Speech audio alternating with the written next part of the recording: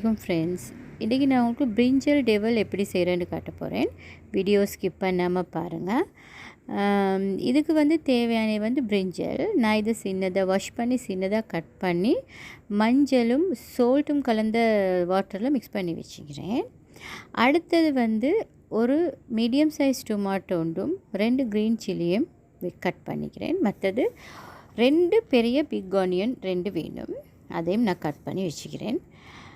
இந்த ஆனியன் தான் இதுக்கு மிச்சம் போடணும். நாங்கள் இந்த கறியை செய்வோம். இந்த கடாயில் ஆயில் ஆட் பண்ணிக்கொள்ளணும். இதுக்கு ஃபஸ்ட்டுக்கு நாங்கள் பிரிஞ்சால்ஸை டீப் ஃப்ரை பண்ணிக்கொள்ளணும். இதுக்கு நான் ஆயில் ஆட் பண்ணிக்கொண்டு இப்போ நாங்கள் பிரிஞ்சலை ஆட் பண்ணி நல்லா டீப் ஃப்ரை பண்ணிக்கொள்ளணும். இப்போ நாங்கள் பிரிஞ்சால்ஸை ஆட் பண்ணிக்கொள்வோம். இது எப்படியுமே டர்மரிக் போட்டு மிக்ஸ் பண்ணி வைக்கணும், இல்லாட்டி கசர் வந்துடும், உங்களுக்கெல்லாம் தெரியும். ஸோ நாங்கள் இதை நல்லா மிக்ஸ் பண்ணுவோம். மிக்ஸ் பண்ணி இப்போ நல்லா நாங்கள் டீப் ஃப்ரை பண்ணிக்கிறோம். இது நல்ல டேஸ்டியான கறி. ஸ்ரீலங்காவில் சரியான ஃபேமஸ். சிங்களத்தில் சொல்லுவாங்க பட்டு மோஜுண்டு. கீ ரைஸ்க்கு எப்படியுமே வெட்டிங் ஹவுசஸில் கீ ரைஸ் செய்கிறேன்னு சொன்னால் இந்த கறி எப்படியுமே இருக்கும். ஏன்னு சொன்னால் இது கீ ரைஸ்க்கு நல்லா மெச்சாகும். ஆனால் இதுக்கு ஆயில் தான் போகும். இப்போ பாருங்கள், இப்போ நான் ஊற்றின ஆயிலெல்லாம் எங்கே போகணும், இல்லை கல்லம் கொண்டு போன மாதிரி போய்த்துருச்சு. ஸோ இது கொஞ்சம் ஆயிலி ஃபுட் தான். ஆயில் சாப்பிட்றவங்க ஒரு அளவாக சாப்பிடுங்க, மிச்சம் சாப்பிடாம. ஸோ இது இன்னும் கொஞ்சம் ஃப்ரை ஆகணும். ஓகே, இப்போ ஃப்ரை ஆகிக்குது. இப்போ நாங்கள் இதை எடுத்துக்கொள்வோம்.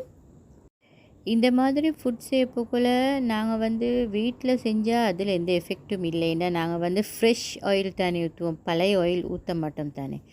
ஸோ அதை சுற்றி பிரச்சனை இல்லை. இப்போ நான் இதுக்கு இன்னும் கொஞ்சம் ஆயில் ஆட் பண்ணிக்கிறேன். ரீசன் ஆயில் எல்லாம் முடிஞ்சிருச்சு. இன்னும் கொஞ்சம் பிரிஞ்சல் இருக்குது, அதெல்லாம் நல்லா ஊறி இந்த வாட்டரில். ஸோ அதனால் நான் அதை ஸ்குவீஸ் பண்ணி எடுத்தேன். அப்போ டக்குன்னு பொரிஞ்சிடும். நீங்களும் இந்த டர்மரிக் சால்ட் வாட்டரில் நல்லா ஊறிஞ்சின்னு அதெல்லாம் ஸ்குவீஸ் பண்ணிடுங்க, அப்போ டக்குன்னு பொரிஞ்சிடும்.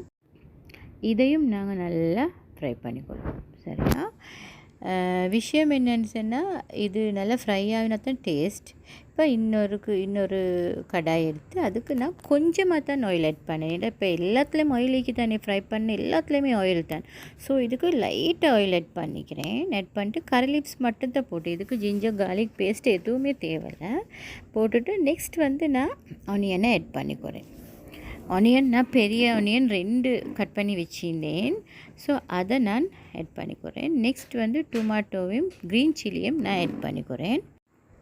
நெக்ஸ்ட் இதுக்கு நான் சால்ட் கொஞ்சம் ஆட் பண்ணினேன்.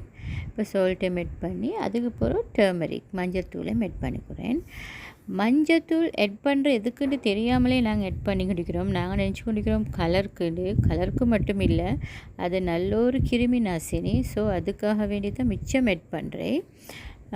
ஸோ அதையும் ஆட் பண்ணிவிட்டு அதுக்கப்புறம் சில்லி ஃப்ளேக்ஸ் கொஞ்சம் நான் இதுக்கு ஆட் பண்ணிக்கொள்ளணும்.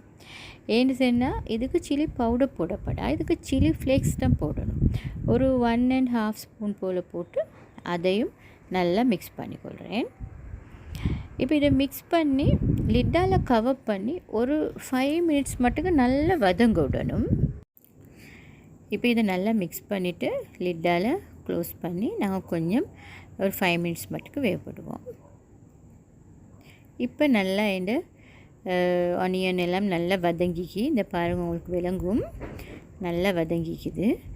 நான் எங்கள் வீட்டுக்கு தேவையான குவான்டிட்டி தான் எடுத்தேன், நீங்கள் உங்களுக்கு தேவையானமாக எடுத்துக்கோங்க.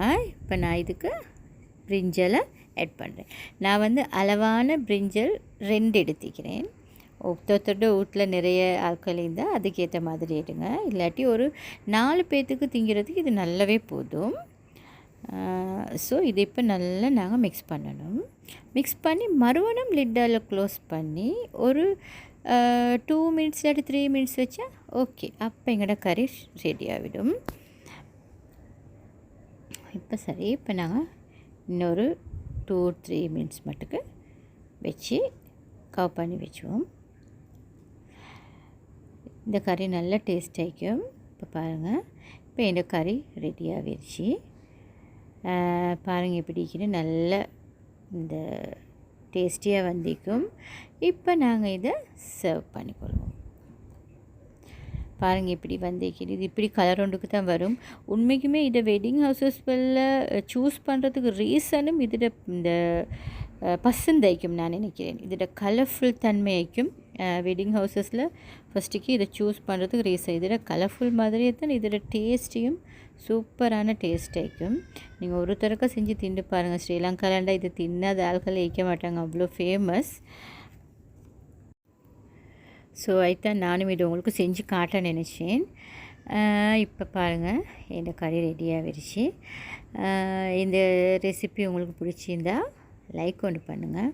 இது யார் யாருக்கெல்லாம் இந்த ரெசிபி தெரியாதோ அவங்களுக்கு நீங்கள் இதை ஷேர் பண்ணுங்கள். இன்றைக்கி புதுசாக பார்க்குறவங்க இருந்தால் இந்த சேனலை சப்ஸ்கிரைப் பண்ணி எனக்கு சப்போர்ட் ஒன்று தாங்க. அல்லாக்கு பிறகு உங்களோட சப்போர்ட்டால் தான் நான் இவ்வளோ தூரம் இந்த ரெசிபிஸ் எல்லாம் உங்களோட ஷேர் பண்ணுறேன். எனக்கு இதெல்லாம் உங்களோட ஷேர் பண்ணுறதுல சரியான ஒரு ஹாப்பினஸ் இருக்குது. இதே மாதிரி இன்னொரு நியூ டிஷ்ஷோடு உங்களோட நான் சந்திக்கிறேன். அது வரைக்கும் அஸ்ஸலாமு அலைக்கும். Bye friends.